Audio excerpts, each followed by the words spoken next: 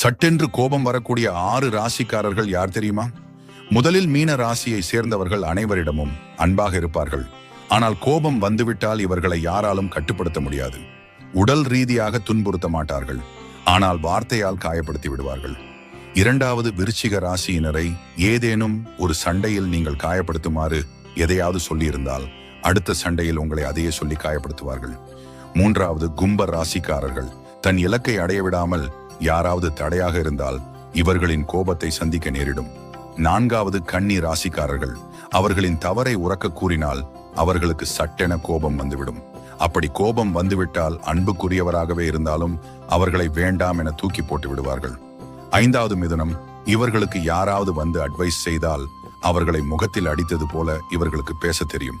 எனவே இவர்களின் சுதந்திரத்தில் யாரும் தலையிடக்கூடாது. ஆறாம் மேஷ ராசிக்காரர்களை யாராவது கோபப்படுத்தி விட்டால் அவர்கள் வாயில்